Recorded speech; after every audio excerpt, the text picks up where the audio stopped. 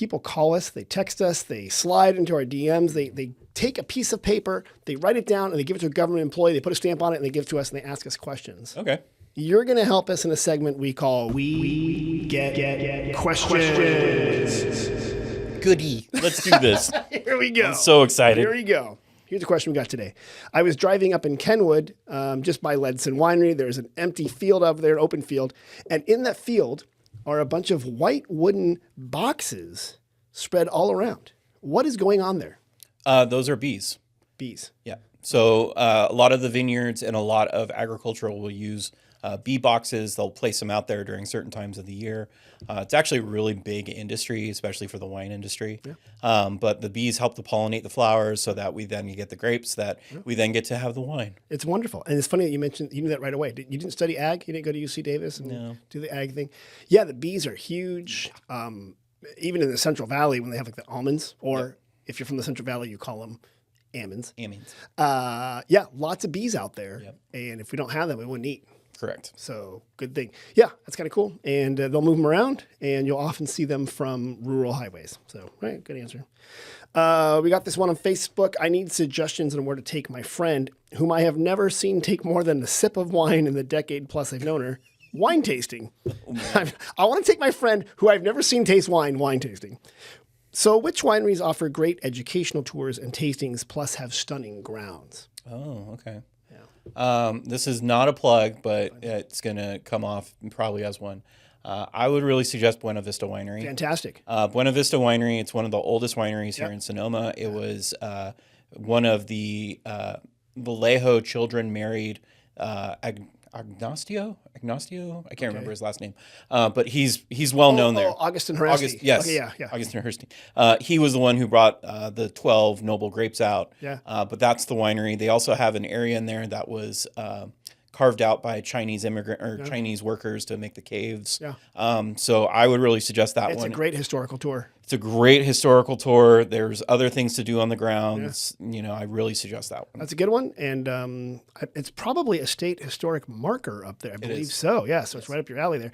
There's also a crocodile in the tasting room. Did you know that? If you look up, know that. There's a crocodile because supposedly, so the count was like a lot of people of that time who claimed to be counts and generals and whatever might have embellished who he was a bit. And he was also self-inventing himself. Correct. And the story goes, he was down in Central America, perhaps in Nicaragua or something like that. And I don't know what he was doing. Like his next big expedition or something like that. And he met a crocodile, and it ended poorly for him, good for the crocodile. And that was the last they saw of him. Oh my gosh. That's the story. So that's why there's a crocodile in the top. Yeah. So I'll believe it. And there's a local historian here, George Weber. He does a lot of interpretation, and he knows more about Count Hurasti. I'm going to mispronounce that name too. Yeah. That's what it's written. But okay, good job. So that's one. You can also, you're pretty good. You also go up to St. Francis up in Kenwood. You can take a walk there in the vineyards and learn how they grow grapes. They have a self-guided tour. They give you a little piece of paper. Right now they're doing pruning, so they're cutting the grapes. So there's always something happening in the vineyards, and it's kind of a neat way to do it. Bartholomew Park also has fantastic grounds. So you don't have to drink wine to go to a winery. Correct. Usually a tasting room is much more focused on the tasting. Right. But some have cool art like Pangloss and stuff like that. But if you go to a winery that has grapes and you're not a big wine drinker, you can see it. San Giacomo, they'll explain how they grow grapes. So. Yeah. You could also bring by the Vallejo home because we have historic grapes out there. Oh, you do? Yeah. You have a neat garden out there. We do. We have the garden. We have our volunteers who run the olives and the yeah, I think they sell some plants sometimes. I've seen out there. They do. Yeah. They're not charging enough. They're like $2 for a plant. Friend, welcome to my world. But they're accessible, and you know what? They're meeting the mission. They are. They're meeting. That's the one thing that I'm like, okay, we're doing that. I know. I'm like, wow, that plant's like $12 at the on the cheap sales at the nursery, and here's like $2. But it's kind of cool. Here's what we got. Are there any jazz festivals or concerts in the Sonoma area in September? We're planning our yearly trip and would love to take in a concert. Ooh. Yeah. What do we have going on in Sonoma? It's usually something down at the city hall is when we've got things happening. You are right. Not really at the park, but yeah, I don't know what we got going on this year. I will help out you here. Okay. We have a thing called the Grinstead Amphitheater. It's an amphitheater inside Sonoma Plaza next to City Hall. And they do Sundays in the Plaza concerts. That's right. There's a group called Music in Place, and they bring in amazing concerts. They're starting them again. I think they run like May through October. They're amazing, and jazz is definitely a part of it. So that's a good place to see it. Yeah. There's also the Sonoma Valley Jazz Society, and they have concerts sometimes at Sebastiani, sometimes nice. at the Farmers Market. Actually, in September, there's a lot going on. Yeah. It's probably our busiest season. Harvest is happening. We do the ringing of the bells Ringing in front of the of the bells for mission the to grapes, kick off the harvest. So if you go to sonomavalley.com/events, you're going to find all sorts of stuff. You can just click concerts and you'll get a whole list of them there. So it's pretty good. Super kid friendly. As a dad who has a 4-year-old, we go down the plaza all the time. Oh, yeah. They have 2 playgrounds that are down there. So mom and dad, you can hang out in the plaza. You can do that. Kids can play on the playground. Just know that there's a really good ice cream shop in that area. As well. The ice cream is phenomenal. Sweet Scoops. I love it. And it's 100% healthy and guaranteed. And I didn't know you had small kids. So yeah, the plaza, people think plaza means mall because in other countries, they're like, where's the plaza? I have Australians. I'm like, we're in the plaza. And they're like, but where's the mall? I'm like, and I said, oh, this is a funny little thing. It's an 8-acre rectangle square in the middle of town. Designed by Mariano Vallejo. And there's different quadrants. The playground's kind of in the middle, but a lot of people bring their kids and they play in different spots. There's the turtle/duck pond.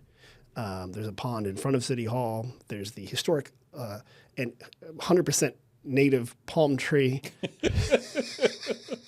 that we light up in November. We got our thing.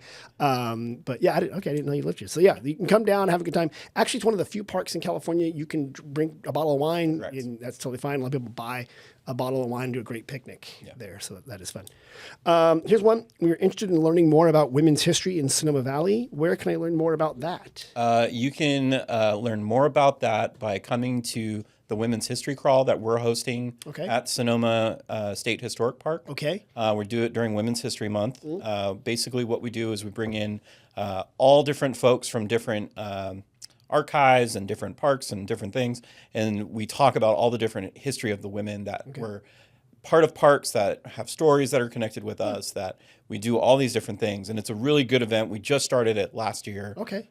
It's really been growing.